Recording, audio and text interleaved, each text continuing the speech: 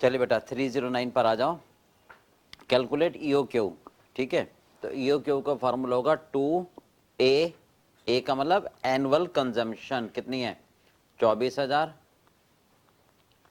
Ordering cost 10 रुपये।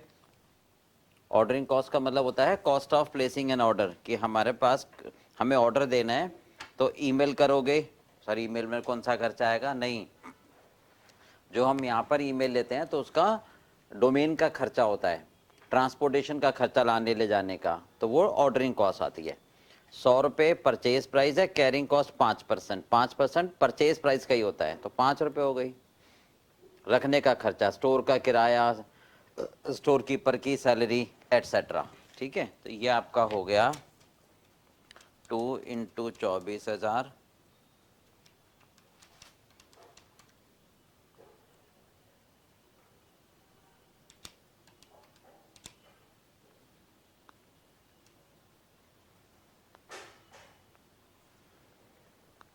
हाँ जी, तो ये आ रहा है 309.83 यानी 310 यूनिट। तो ए आंसर हो गया। ठीक है, चलिए बी पर आ जाओ। ये कह रहा है closing stock from the following according to FIFO method. Closing stock की वैल्यू निकालो फीफो। फीफो का मतलब होगा जो पहले आएगा वो पहले जाएगा, जो पहले आएगा वो पहले जाएगा। ठीक है, जैसे इस दुनिया में जो पहले आता है वो पहले जाता है, तो बचेगा लास्ट वाला। तो ओपनिंग स्टॉक है 50 यूनिट का, है ना। फिर 5 जनवरी को हमने 100 खरीदे और फिर 200। अब देखो 2 जनवरी को हमने 30 इशू करे, तो जो 2 जनवरी को 30 मैंने इशू करे वो 50 में से करे होंगे, तो 50 में से 20 बच गए। अच्छा, फिर 150 इशू करे 18 को, तो जो 150 करे वो 20 इसमें से करे होंगे, 20 इसमें से करे होंगे, बाकी बचे 130। 100 इसमें से, है ना, और 30 इसमें से, तो 70 बच गए। तो 70 बचेंगे 4.5 रुपये के हिसाब से, 70 बचेंगे 4.5 रुपये के हिसाब से। ये आ गया आपका 1 मिनट दोबारा देखें। हमने कितने इशू करे हैं टोटल मिलाकर, सिंपल सा अगर देखें तो 180 इशू करे हैं। तो 180 अगर इशू करे हैं तो 50 और 100, 150, 30, यानी सॉरी 30, 170 बचे, सॉरी 170 बचे ना, तो 170 लास्ट में से बचे इंटू 4.5। ठीक है, 765 ए, बिल्कुल ठीक है। चलिए, हाँ जी, लीफो के हिसाब से करना है। अब लीफो का मतलब लास्ट इन फर्स्ट आउट, जो बाद में आया है वो पहले जाएगा, तो बचेगा पहले वाला, है ना, बचेगा पहले वाला। तो टोटल इशू कितने हुए हैं, 180। टोटल इशू हुए हैं 180। ठीक है, 30 रुपये 150, तो इसका मतलब हमारे पास बचेंगे कितने, हाँ जी 20 इसमें से बचेंगे,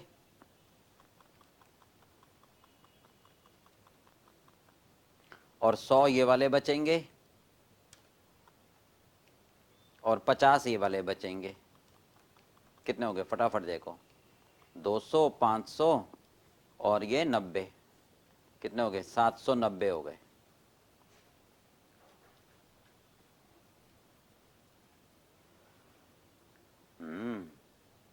एक मिनट दोबारा देखें। 150 आपने इशू करे, 150 इशू करे। अच्छा एक मिनट, आप डेट वाइज देखो। 2 जनवरी को 30 इशू करे हैं, तो 2 जनवरी तो यहाँ आ गई ना। ओ तो 2 जनवरी को जब 30 इशू करे तो लास्ट इन फर्स्ट आउट भले ही लोगे, तो 30 तो करोगे इसमें से इशू, क्योंकि 2 जनवरी तक तो 5 जनवरी वाला आया ही नहीं होगा, है ना। बिल्कुल बिल्कुल बिल्कुल। तो 20 बचेंगे 4 रुपये वाले, 20 बचेंगे 4 वाले। अब आगे ठीक है। हाँ जी, 2 के बाद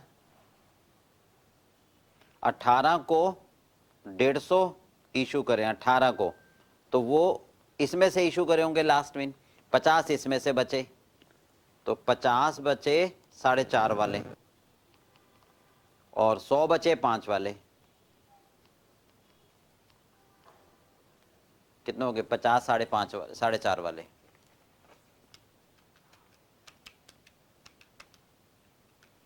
225, इनको जोड़ दो। 50 बचे 4.5 वाले, 225 प्लस 500 प्लस 80, 805। हाँ जी, हो गया आंसर बी। चलो ठीक है बेटा। चलिए, अब ये कह रहा है वेटेड एवरेज के हिसाब से बनाओ।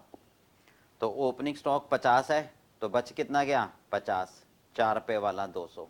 ठीक है, अब हमने 100 रिसिप्ट करे, तो 2 जनवरी को आपने इशू करे, तो जो इशू करे कितने? 30 यूनिट। वो 30 जो इशू करोगे वो 4 पे वाले लास्ट रेट से, तो इसका मतलब बचे कितने भी मेरे पास? 20, 4 रुपए के। अच्छा, 2 जनवरी को, फिर 5 को 100 यूनिट आए, तो मेरे पास 120 हो गए। 100 आए ना 5 वाले, तो एक क्वांटिटी में क्वांटिटी जोड़ो, तो 500 जोड़ोगे तो कितने हो गए? 580 हो गए। रेट निकाल लो। 580 डिवाइडेड बाई 120, ये रेट आ गया 4.833। चलिए, अब 5 के बाद 12 को फिर 200 रिसिप्ट करें, तो ये 320 हो गए 4.5 के, तो 200 इंटू 4.5, 900, 900 जोड़ दोगे। ठीक है, तो रेट निकाल लो। 1480 डिवाइडेड बाई 320, 4.625 का रेट आ रहा है। ठीक है, अब आपने कितने इशू करे हैं? 150 इशू करे, तो बचे कितने? 170 बचे, है ना? बचेंगे इसी रेट से। हाँ जी, बचेंगे आपके इसी रेट से। तो ये बचे 786 रुपये 25 पैसे, ये आंसर आ रहा है। ठीक है, चलिए।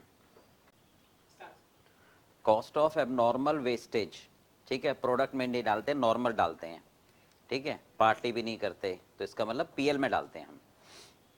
एबनॉर्मल वेस्टेज की जो कॉस्ट होती है वो हमेशा कहाँ ट्रांसफर करते हैं बेटा? पीएल में। रीऑर्डर लेवल निकालो। ठीक है, हाँ जी, रीऑर्डर लेवल किसके बराबर होता है? सेफ्टी स्टॉक, ठीक है, plus consumption during lead time, है ना? तो 12 हफ्तों में कितनी होगी? 12 हफ्तों में 6000, यही तो होगी, तो 7000 आंसर हो गया। हाँ जी, चलिए बताओ, एक्स्ट्रा कॉस्ट बताओ। हाँ जी, बाय फॉलोइंग ईओक्यू। अगर मैं ईओक्यू फॉलो करता हूँ तो टोटल कॉस्ट कितनी होगी? पहले ईओक्यू निकालना पड़ेगा मुझे। ईओक्यू कितनी होगी इसकी? हाँ जी, 2, या निकाल लूँ, ए 45,000, ओ ऑर्डरिंग अपॉन सी एस। ठीक है, कैरिंग कॉस्ट है 10 रुपये, अंडर रूट कितना हो गया ये?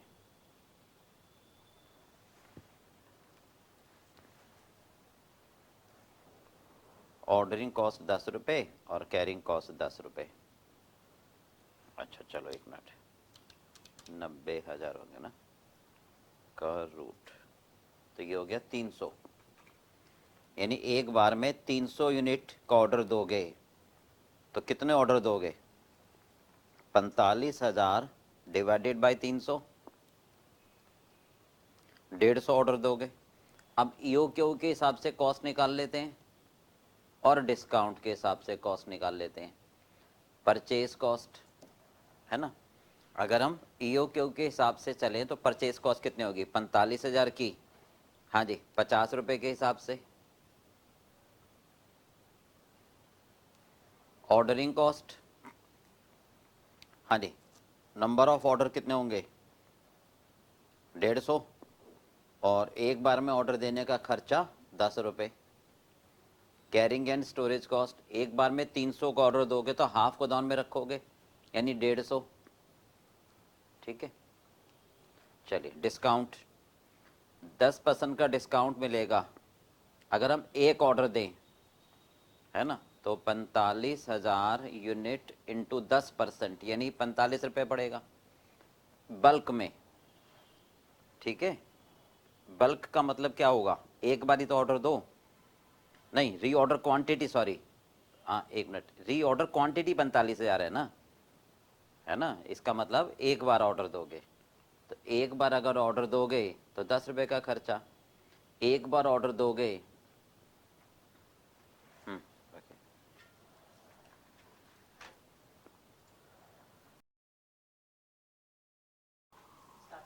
हाँ जी, बल्क का मतलब एक ऑर्डर, तो एक ऑर्डर का मतलब ऑर्डरिंग कॉस्ट 10 रुपये आएगी। एक बार में अगर 45,000 का ऑर्डर दोगे तो half of the order size गोदाम में रखोगे, रखने का खर्चा, तो टोटल इतना आ रहा है ईओक्यू के हिसाब से इतना, तो ईओक्यू में 3,000 रुपये लगभग एक्स्ट्रा कॉस्ट आ रही है, ठीक है। तो इसका आंसर हो गया 2,990। करी रोकना। विच of the following is a abnormal causes of ideal time. Ideal time का मतलब होता है कि लेबर पैसे ले रहे हैं खाली बैठे हैं, तो ध्यान से देखो, normal loss, sorry normal reason होता है जिसको आप रोक नहीं सकते, एबनॉर्मल हमारी लापरवाही की वजह से, तो फैक्ट्री गेट से लेकर वर्क स्टेशन तक आप रोक नहीं सकते, आप ये नहीं कह सकते भाई तू भाग के जा, टाइम तो लगेगा ही, तो नॉर्मल है, ठीक है। एक जॉब से दूसरी जॉब में जाएगा तो ये नहीं कह सकते उड़ के जा तू, नॉर्मल है ना, ठीक है राइट भाई। लंच वगैरह नॉर्मल है, तो ये सारे तो नॉर्मल ही हो गए ना। मशीन खराब हो गई, नॉर्मल नहीं है सर। सर अब हम क्या करें बताना, मशीन खराब हो गई तो उसमें हमारी क्या गलती, मशीन तो नॉर्मली ना, प्रिवेंटिव मेंटेनेंस लगाओगे तो मशीन खराब नहीं होगी, ध्यान रखना। प्रिवेंटिव मेंटेनेंस होता है प्रिएक्टिव, प्रोएक्टिव एक्शन, कि खराब होने से पहले उसको ठीक करा लो, मशीन के एएमसी रख लो, है ना, हर पार्ट्स की थ्योरेटिकल लाइफ होती है, तो उसके खत्म होने से पहले उसको चेंज करा लो, इंस्टेड कि आप जब खराब हो तब चेंज कराओ, तो ब्रेकडाउन मेंटेनेंस मत लगाओ। अगर प्रिवेंटिव मेंटेनेंस लगाओगे तो मशीन कभी खराब नहीं होगी, तो आपकी लापरवाही है, तो आपकी लापरवाही से जो मशीन खराब होती है और वर्कर खाली बैठते हैं वो एबनॉर्मल कॉस्ट, ठीक है।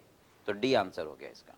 If over time is resorted at the desire of customer then over time directly charge कर लोगे, फिर तो प्रोडक्ट पर चार्ज करोगे डायरेक्टली जॉब पर, इस पर तो कोई डाउट ही नहीं है। लेबर टर्नओवर का मतलब आना जाना, ठीक है। Rate of change in composition of labour force during a specified period, बिल्कुल ठीक है।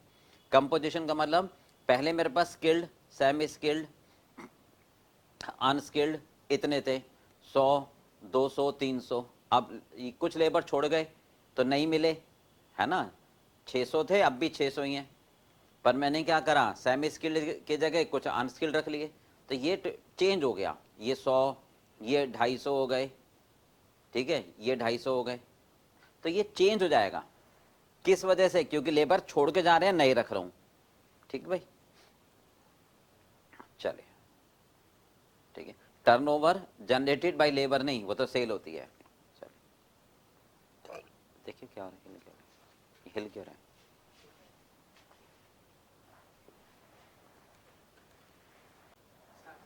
चलिए अगला, which of the following is not an avoidable cause of labour turnover. Labour का छोड़ के जाना, ठीक है, अवॉइडेबल कॉज का मतलब नहीं है, अवॉइडेबल का मतलब जिसको हम रोक सकते हैं, नॉट का मतलब जिसको हम रोक नहीं सकते, मतलब ये होना ही है, ठीक है।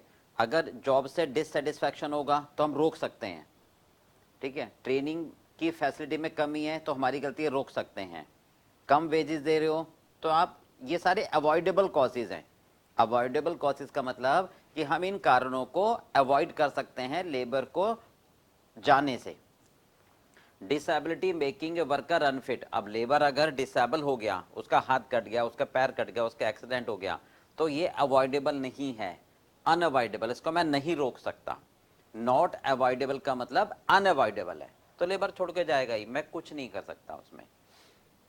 कॉस्ट, तो आंसर हो गया D, cost associated with the labour turnover can be categorised into, हाँ जी, लेबर टर्नओवर से रिलेटेड जो कॉस्ट होगी, ठीक है, वो कौन सी कॉस्ट होगी? प्रिवेंटिव कॉस्ट नहीं, पहले से तो पता ही नहीं होगा ना। रिप्लेसमेंट कॉस्ट नहीं, रिप्लेसमेंट का मतलब जो हम पे कर रहे हैं, दोनों तो ही नहीं सकते, तो मशीन की कॉस्ट कह सकते हो आप इसको ना। अब ये कह रहा है लेबर टर्नओवर निकालो रिप्लेसमेंट मेथड से। रिप्लेसमेंट का मतलब होता है number of replacement over average number of worker. तो रिप्लेसमेंट का मतलब जो पुराने की जगह नए आए, तो एवरेज कितना होगा? Opening plus closing divide by 2, 500 plus 600 divide by 2, कितना हो गया? 550। और वो कह रहा है 5 वर्कर छोड़ गए, 20 वर्कर डिस्चार्ज हो गए, इसको छोड़ो, 75 वर्कर आए, उसमें से 10 वर्कर पुराने की जगह आए, तो जो पुराने की जगह आए वो रिप्लेसमेंट होंगे, बाकी का तो मुझे कुछ करना नहीं। तो 10 डिवाइड बाई 550 इंटू 100, यह आया लगभग 1.82। ठीक है, तो आंसर हो गया बी। हाँ जी, सेपरेशन मेथड से निकालो। ठीक है, सेपरेट, सेम डाटा है। सेपरेशन मेथड का मतलब क्या होगा? नंबर ऑफ सेपरेट जो छोड़ गए या जिनको हमने हटा दिया, तो 5 छोड़ गए और 20 को हमने हटा दिया, तो नंबर ऑफ सेपरेशन कितना हो गया? 25 डिवाइड बाई 550 इंटू 100 करो, 25 डिवाइड बाई 4.54 लगभग। ठीक है, चलिए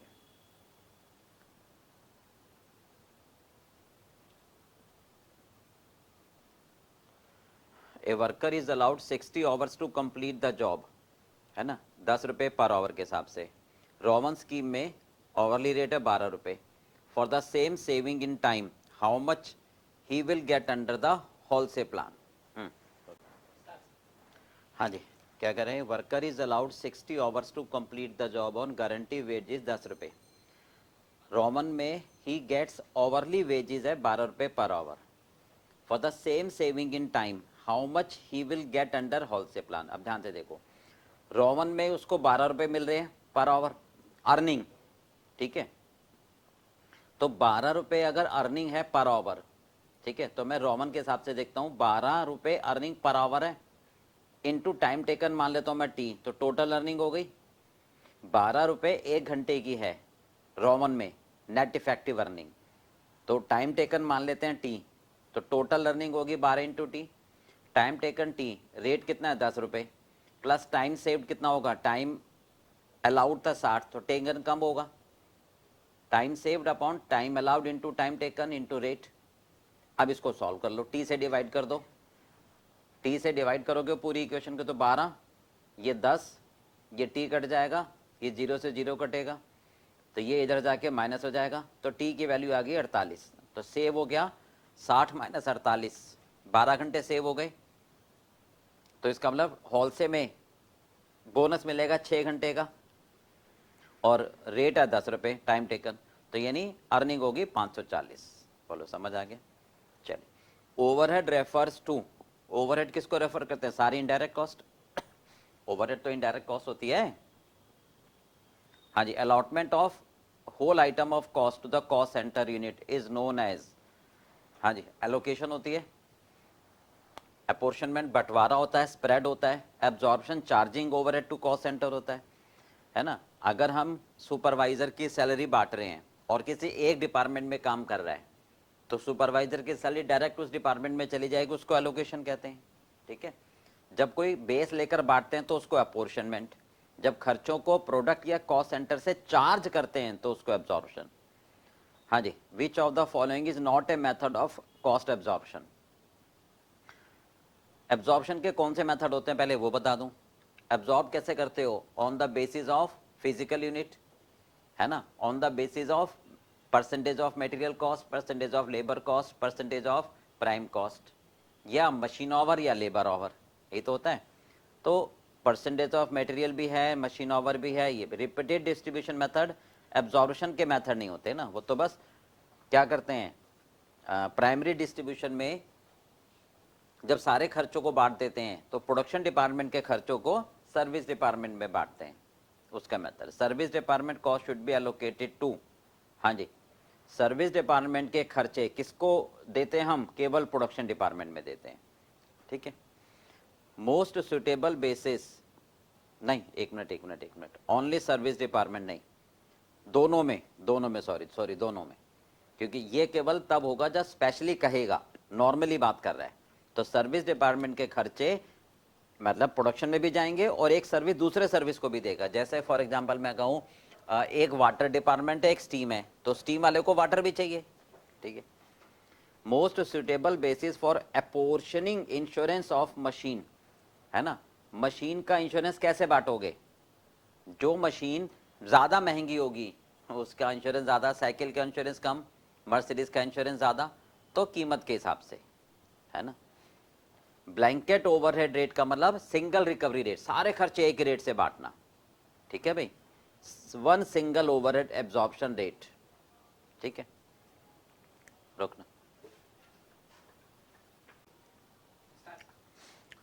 80 company makes a single product preparing it's material usage budget for the next year. एक प्रोडक्ट बनाने में 2 किलोग्राम का मटेरियल चाहिए, 5000 प्रोडक्ट आप बनाओगे तो 10,000 किलोग्राम हो गया, है ना। मटेरियल कंजम्पशन बजट क्या होता है, raw material requirement per unit into production, तो 10,000 हो गया सीधा सीधा। अब एक बात कह रहा है, ओपनिंग मटेरियल है 800 और क्लोजिंग 20% ज़्यादा होगा, तो बेटा कंजम्पशन बजट तो 10,000 हो गया, कंजम्पशन बजट तो 10,000 हो गया। अब कंजम्पशन में क्लोजिंग स्टॉक जोड़ोगे, मान लो कंजम्पशन में क्लोजिंग स्टॉक जोड़ोगे, है ना, यानी 20% ज़्यादा, और ओपनिंग माइनस करोगे तो ये परचेज बजट आ जाएगा, ये परचेज बजट आएगा, परचेज नहीं कह रहा वो, यूसेज बजट मांग रहा है, समझ में आ गई। चलिए, during the period 17,500 labour hours were worked eight 6.5 रुपये स्टैंडर्ड। लेबर एफिशिएंसी वेरिएंस है 7,800। लेबर एफिशिएंसी क्या होता है, कितने घंटे काम होना चाहिए, कितने घंटे काम होना चाहिए, कितने घंटे काम हुआ एट स्टैंडर्ड रेट, ठीक है, बराबर हो गया 7,800, फेवरेबल है तो प्लस। चलिए, तो स्टैंडर्ड आवर्स की वैल्यू निकाल दो, 7,800 डिवाइडेड बाई 6.5,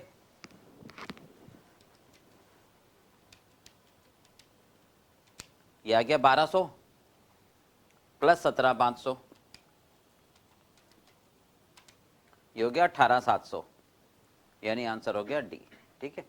चलिए, in most of manufacturing industry most important element of cost is, material होता है भाई सब में, मेन पार्ट, इंटीग्रल पार्ट। अब चेयर बना रहे हो तो चेयर में सबसे ज्यादा कॉस्ट किसकी होगी, लकड़ी की। शर्ट बना रहे हो तो सबसे ज्यादा कॉस्ट किसकी होगी, कपड़े की, ठीक है। Which of the following is not considered to be normal loss of material, है ना। नॉर्मल लॉस होता है पिलफरेज, ठीक है, जो एक्सीडेंट की वजह से हो, loss due to breaking the bulk, loss due to transferring of liquid material from container to another. वो क्या पूछ रहा है, नॉर्मल लॉस ना हो, ठीक है भाई, नॉर्मल लॉस ना हो। तो वैसे तो देखो लॉस ड्यू टू एक्सीडेंट भी नॉर्मल लॉस नहीं है, ठीक है, loss due to breaking the bulk ये भी नॉर्मल लॉस नहीं है, ठीक है। अब लिक्विड से कंटेनर में डाल रहे हो तो कुछ ना कुछ गिरेगा ही, तो ये दोनों नॉर्मल लॉस है। आप ए भी कर सकते हो, सी भी कर सकते हो आंसर। चलो, वैसे सी लिखा है इन्होंने, ठीक है। Which of the following is not considered as normal loss of material, ये क्या हो गया, तो दोबारा आ गया और इसमें आंसर बी गलत है, ठीक है। या तो ये होता which of the following is considered as normal loss, तो बी और डी में से कोई कह सकते थे। At the economic order quantity level the following is true on annual basis, हाँ जी, ऑर्डरिंग कॉस्ट हमेशा बराबर होगी कैरिंग कॉस्ट के। जिस लेवल पर ऑर्डरिंग कॉस्ट और कैरिंग कॉस्ट बराबर हो जाती है वहां पर हम ऑर्डर देते हैं, continuous stock taking, continuous stock taking perpetual inventory कहलाती है, ठीक है। लगातार जब आप स्टॉक टेकिंग करते रहते हैं तो उसको प्रिपेचुअल कहते हैं। In the following method issue of material are priced predetermined, कई बार बता चुका हूं, स्टैंडर्ड प्राइस पहले से जो निर्धारित होगा स्टैंडर्ड, फ्लक्चुएट करने के केस में, ठीक है। हाँ जी, the method of pricing that gives absurd result.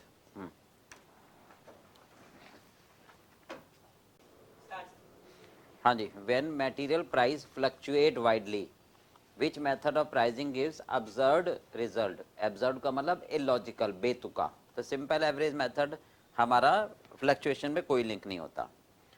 जब प्राइस फ्लक्चुएट करते हैं वाइडली, ठीक है, तो कौन सा मेथड ज़्यादा सही है? वेटेड एवरेज ज़्यादा सही होता है। Under the FSN system of inventory control, F का मतलब फास्ट मूविंग, एस का मतलब slow moving, non moving, fast moving, slow moving, non moving, ठीक है। Inventory is classified on the basis of, हाँ जी, फ्रीक्वेंट के हिसाब से। फास्ट मूविंग में क्या होता है कि जो जल्दी जल्दी मूव करता है तो जल्दी जल्दी ऑर्डर दो, ठीक है। स्लो मूविंग में क्या होता है कि स्लो मूव करता है तो थोड़ा कम ऑर्डर दो। नॉन मूविंग का मतलब जब ऑर्डर आए, जब रिक्वायरमेंट हो तभी ऑर्डर दो, तो यानी यूसेज के हिसाब से आप इन्वेंट्री रखो, FSN सिस्टम कहता है, बिल्कुल ठीक है। From form used for making formal request to the purchase department to purchase material। भाई परचेज डिपार्टमेंट को बोलो माल खरीद ले, ठीक है, तो परचेज रिक्विजिशन होता है। Purchase requisition is the letter issued to the purchase department from store department which authorize purchase department to purchase the material, ठीक है। Classification of material on the basis of their importance in value, है ना, stock level के हिसाब से तो रखते हैं, और क्या। मटेरियल की क्लासिफिकेशन उनके वैल्यू की इंपॉर्टेंस, स्टॉक लेवल नहीं। ABC में क्या होता है? क्वांटिटी के हिसाब से, हाँ कह सकते हो। हाँ नहीं, सॉरी सॉरी सॉरी, एक मिनट दोबारा। Classification of material on the basis of their importance in value. हाँ, EOQ क्या मतलब है? एक बार में कितने का ऑर्डर दोगे ताकि ऑर्डरिंग स्टोरेज कॉस्ट बराबर हो, ठीक है। ABC में क्या होता है? Always best control. ए का मतलब होता है जो लो क्वांटिटी हो और हाई वैल्यू हो, है ना। और बी का मतलब मॉडरेट, क्वांटिटी भी नॉर्मल, वैल्यू भी नॉर्मल। सी का मतलब हाई क्वांटिटी और लो वैल्यू, तो वैल्यू के हिसाब से हम इंपॉर्टेंस करेंगे सी को। चलिए, for return of excess material from purchase department to store, ठीक है। हाँ जी, एक्सेस मटेरियल प्रोडक्शन वाले स्टोर को भेज देंगे, ठीक है। तो मटेरियल रिटर्न नोट, ये तो सप्लायर को होता है।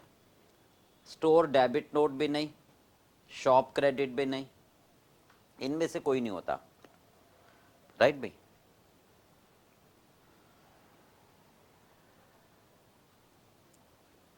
चलिए,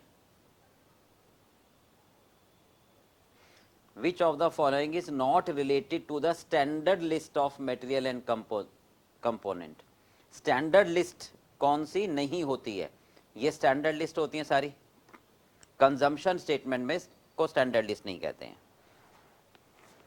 एक मिनट, हाँ जी, अगला, which of the following is not recorded in bin card. Bin card में क्या रिकॉर्ड नहीं होता? Inter department transfer bin card में रिकॉर्ड नहीं हो सकता, बाकी सब होता है। What is the formula for reorder level? बताया था, maximum consumption into maximum reorder period. हाँ जी, reorder level plus reorder quantity minus minimum consumption into minimum, हाँ जी, किसका होगा? मैक्सिमम लेवल का। Inventory turnover ratio, inventory turnover ratio times में होती है। इन्वेंट्री टर्नओवर रेशियो हमेशा टाइम्स में होती है, ठीक है। हाँ जी, generally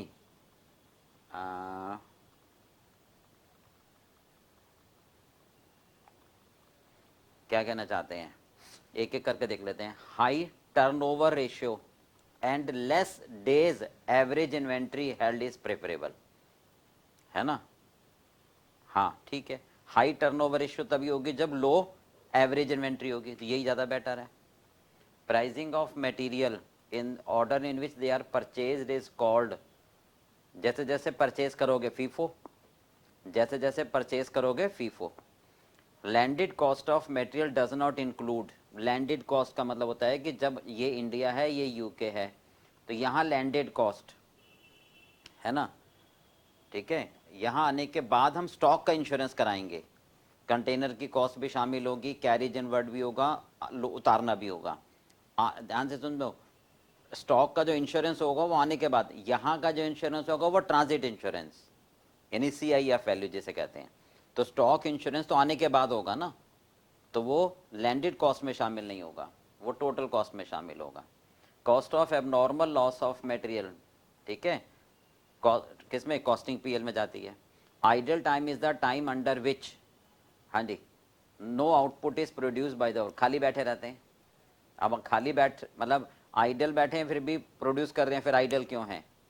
when A direct worker is paid on monthly fixed salary basis, ठीक है, हाँ जी, जब डायरेक्ट वर्कर को हम मंथली फिक्स्ड सैलरी दें, there is no idle time lost, there is no idle time cost, idle time cost is separated and treated as overhead, salary is fully treated as factory overhead cost. कोई direct worker है हमारा, direct मतलब carpenter है, tailor master है, उसको मैं महीने की सैलरी दे रहा हूँ, ठीक है। जब महीने की सैलरी दे रहा हूँ तो इसका मतलब मैं उसको खाली नहीं बिठाऊंगा, कोई ना कोई काम देता रहूँगा। टाइम एंड मोशन स्टडी, ठीक है, इंजीनियरिंग डिपार्टमेंट का काम होता है। Wages sheet is generally prepared by, wages sheet कौन बनाएगा, हाँ जी, पेरोल डिपार्टमेंट तो बनाएगा, वेजेस शीट तो पेरोल डिपार्टमेंट बनाएगा। लेबर कॉस्ट को रिड्यूस करने के लिए कौन सा ज़्यादा इम्पॉर्टेंट है, हाँ जी, एफिशिएंसी। अगर आप वर्कर जल्दी जल्दी काम करेगा, ज़्यादा यूनिट बनाएगा तो लेबर कॉस्ट पर यूनिट कम होगी। Time booking refers to the method, हाँ जी, टाइम बुकिंग, ठीक है, का मतलब होता है कि एक वर्कर ने जॉब पर कितना टाइम डिवोट किया, date is D. Employ cost का मतलब क्या होगा, हाँ जी, वेजेज एंड सैलरी, ठीक है, अलाउंस भी ठीक है, और ओवर टाइम सारे ही होंगे। स्टैंडर्ड टाइम है 60 रुपये और रेट है 90 रुपये, हाँ जी। रोमन प्लान में क्या होगा, if the job is completed in 48 hours, ये हो चुका है वैसे पहले, क्योंकि इसमें 48 मैंने निकाले थे, है ना। तो रोमन में क्या होगा बताओ, 90 रुपये पर आवर हो गया रेट, इनटू एक्चुअल आवर्स। अंदर लिखा तो है job is completed in 48 hours plus time saved, 60 घंटे अलाउड है, 48 घंटे में काम समाप्त कर दी तो 12 घंटे बचे। Time saved upon time allowed into time taken into rate per our. इसको सॉल्व कर लो आप, 1728 आ जाएगा मेरे ख्याल से, ठीक है। स्टैंडर्ड टाइम है 60 घंटे और रेट है 90 रुपये। हॉल से में क्या होगी, हॉल से में, हाँ जी, rate per hour into actual time, तो यही होगा 50% of time saved. Time saved कितना है 12 घंटे, तो टाइम सेव्ड 6 घंटे हो गया इनटू रेट, ठीक है। चलिए, हाँ जी, ये भी हो गया मेरे ख्याल से। अगर ओवर टाइम अर्जेंट ऑर्डर आया तो उसी जॉब में चार्ज कर दूंगा। Keeping a record on total time spend by worker inside the factory, हाँ जी, time keeping, total time factory में कितना डिवोट कर रहा है 10 से 6, जॉब पर टाइम बुकिंग, ठीक है। Wages attributable to normal idle time, जो नॉर्मल आइडियल टाइम है, ठीक है, मतलब खाली बैठा, आइडियल टाइम कौन सा होगा, नॉर्मल, जिसको आप रोक नहीं सकते, फैक्ट्री गेट से मशीन, ठीक है, एक जॉब से दूसरे जॉब, लंच टाइम, ये नॉर्मल कहलाएंगे। तो डायरेक्ट वेजेस बढ़ जाएगी, एक ही बात है, फैक्ट्री ओवरहेड भी बढ़ा सकते हो, तो कोई सा भी ले सकते हो, वैसे ए ज़्यादा बेटर है। In the context of labour turnover, number of worker left and discharge, छोड़ गए या हमने हटा दिया, है ना, सेपरेशन कहलाता है। Hours worked into rate per our is the computation of wages under time wages, क्योंकि पीस रेट में क्या होगा, rate per unit into quantity produced, है ना। अटेंडेंस में होगा नंबर ऑफ डेज, इंसेंटिव में तो हॉल से या रोमन बोनस जाएगा। Under Halsey system 50% of time saved, ठीक है। हाँ जी, अगर दोनों में टाइम बराबर हो, a worker will earn wages under Halsey and Rowan if time saved equal to 50% of time, ये तो ठीक है ना। अगर time saved 50% of standard time के बराबर हो तो दोनों में लेबर बराबर हो जाती है। लेबर एफिशिएंसी, लेबर एफिशिएंसी का मतलब क्या होता है? हाँ जी, कितने घंटे काम करना चाहिए, कितने घंटे काम किया, ठीक है। If wages per day of 8 hours is 500 रुपये, standard output is 100 unit, actual output 120, piece rate wages क्या होगी? पीस रेट का मतलब होगा कि कितने यूनिट उसने बनाए और रेट पर यूनिट, ठीक है। पर रेट पर यूनिट नहीं दे रखा, तो हम कहेंगे एक दिन में कितने बन जाने चाहिए, एक दिन में कितने बन जाने चाहिए, 100 यूनिट। तो 100 यूनिट के पैसे, हाँ जी, 500 रुपये हो गए, एक के कितने हो गए, 5, है ना। तो पर यूनिट कितना हो गया, 5 रुपये, और 120 के 600। बात समझ में आ गई? पीस रेट के हिसाब से क्या होगा, actual output multiply rate per unit. अब रेट पर यूनिट कैसे निकालोगे? रेट पर यूनिट नहीं दिया, रेट पर यूनिट नहीं दिया तो स्टैंडर्ड टाइम के हिसाब से निकाल लोगे कि 100 यूनिट को बनाने में 500 रुपये, तो एक यूनिट के लिए 5 रुपये, ठीक है।